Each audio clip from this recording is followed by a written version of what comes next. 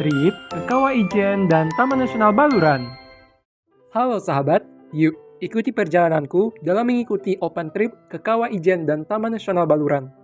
Perjalanan dimulai dengan aku menaiki bus elektrik Surabaya menuju Terminal Bungurasi, karena aku memilih meeting point di sana. Tepat jam 5 sore, aku sampai di terminal dan langsung menuju meeting point yang sudah ditentukan. Jujur, kali ini aku tidak mengenal siapapun dalam open trip kali ini, alias berangkat sendiri. Namun, aku bertemu dengan 17 teman-teman baru lainnya yang super humble dan inilah beberapa di antaranya. Ini bersama siapa? Adi. Dan Gila. Erwin dari Balikpapan. Perjalanan kali ini dipandu oleh Mas Alfian sebagai tour guide.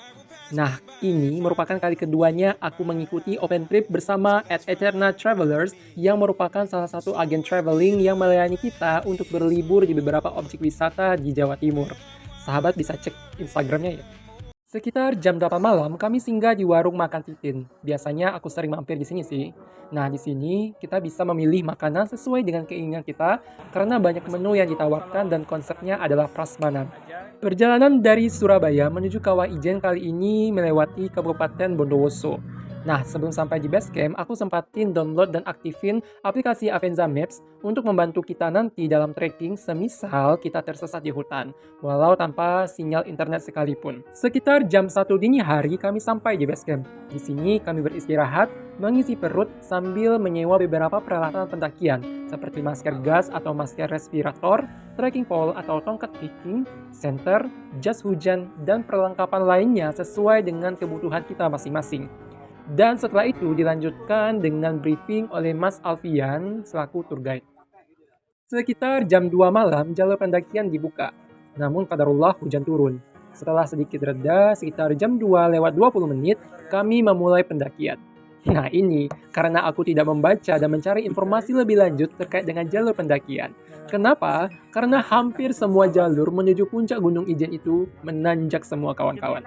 Dan ternyata ada 6 pos pendakian dan hampir semua jalan menuju pos itu menanjak. Nah, jadi aku rekomendasikan ya bagi sahabat yang ingin menanjak ke Kawah Ijen harus melakukan latihan kardio sebelum datang ke sini.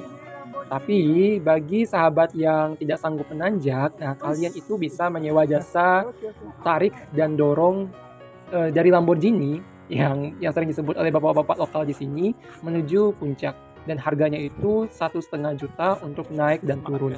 Dan ini sepadan ya guys dengan apa yang dilakukan oleh mereka karena jalurnya terus menanjak. Karena kemampuan hiking kami berbeda-beda, akhirnya kami dibagi ke dalam beberapa kelompok kecil. Dan aku saat itu berada di kelompok tengah dengan 2 temanku lainnya, yakni Ina dan Tiara. Setelah melewati pos 6, kami harus melewati tanjakan penyesalan namanya. Karena pada titik inilah orang-orang pada berhenti menanjak dan memilih untuk pulang. Padahal, kata orang lokal di sini, setelah melewati tanjakan ini, jalurnya cukup landai hingga menuju puncak Gunung Ijen. Jalan menuju puncak itu sekitar 3-4 km dari bawah, dan kami menghabiskan waktu sekitar 2 jam menuju puncak dengan seringnya kami beristirahat di setiap tanjakan. Nah, misi utamaku kali ini adalah bisa melihat langsung Blue Fire. Jadi, walaupun harus mengantri dengan ribuan manusia ini, dan walau harus turun sekitar 900 meter ke kawah, aku tetap mencoba sampai setengah jam kemudian aku sampai di Blue Fire spot ini. Sedangkan Ina dan Tiara tidak turun karena merasa tidak terkejar melihat Blue Fire karena hanya bertahan sebelum matahari terbit. Nah, sedangkan rombongan pertama itu sudah turun ke Blue Fire spot dari setengah jam yang lalu. Akhirnya, di tengah dinginnya udara, angin kencang, dan asap belerang yang sangat kuat, aku berhasil mewujudkan salah satu wishlist pada masa kecilku untuk melihat langsung Blue Fire yang hanya ada 2 di dunia. Salah satunya ada di Kawah Ijen, Kabupaten Banyuwangi ini. Di sini, kita wajib ya memakai masker gas dan memakai kacamata karena asapnya itu sangat perih jika terkena langsung pada diri kita. Api biru atau Blue Fire di Kawah Ijen terbentuk karena adanya reaksi kimia antara gas belerang atau sulfur yang sangat panas dengan oksigen di udara. Gas belerang ini keluar dari celah-celah batuan di kawah dengan suhu tinggi sekitar 600 derajat Celcius. Saat gas belerang bertemu dengan udara, terjadi oksidasi dan reaksi pembakaran yang menghasilkan api biru dengan suhu lebih dari 360 derajat Celcius. Setelah puas menikmati api biru dan melihat belerang secara langsung, aku lanjut turun menuju kawah. Walaupun cantik dengan air yang berwarna biru Toskanya, namun pH air ini di Kawah Ijen itu sangat asam ya guys, dengan nilai mendekati 0 atau tidak terukur hingga 0,8. Karena airnya cukup asam, maka akan sangat berbahaya jika terkena langsung ke tubuh kita, karena bisa menyebabkan iritasi kulit, luka bakar, bahkan keracunan. Di sini, sayangnya kamera HP ku berembun, jadi video dan foto yang didapatkan itu buram. Nah, sekitar jam setengah 6, aku beranjak naik menuju puncak gunung dari Kawah. Di sini, lagi, kita harus menanjak. Di perjalanan, beruntungnya aku bertemu dengan Mbak Sundari yang awalnya tidak aku kenal, dan dia ini sangat baik sekali karena bersedia mendokumentasikan aku dengan kameranya ini. Dan sahabat bisa lihat, keindahan Kawah Ijen itu unreal tapi ternyata ada di dunia nyata. Indah banget, subhanallah. Nah, salah satu cerita unik saat aku menuju puncak adalah aku disangka wisatawan Cina sama pemandu dan orang lokal di sini. Sebelum akhirnya aku membuka masker dan aku bilang, saya orang Indonesia pak, asli Minang, saya dari Padang. Seketika bapak dan masnya minta maaf. BTW, ini bukan kali pertamanya ya aku disangka orang Cina sama orang-orang lokal saat aku berwisata. Next, sesampai di puncak, ternyata aku sendirian. Karena tadi saat turun ke kawah aku sendirian dan balik ke puncak, aku tidak menemukan rombonganku. Aku memutuskan untuk turun karena mengingat kami akan menuju ke lokasi wisata berikutnya. Nah, sekitar 1,5 jam aku turun menuju base camp yang mana sepanjang perjalanan ditutupi kabut dan kadang-kadang diguyur hujan.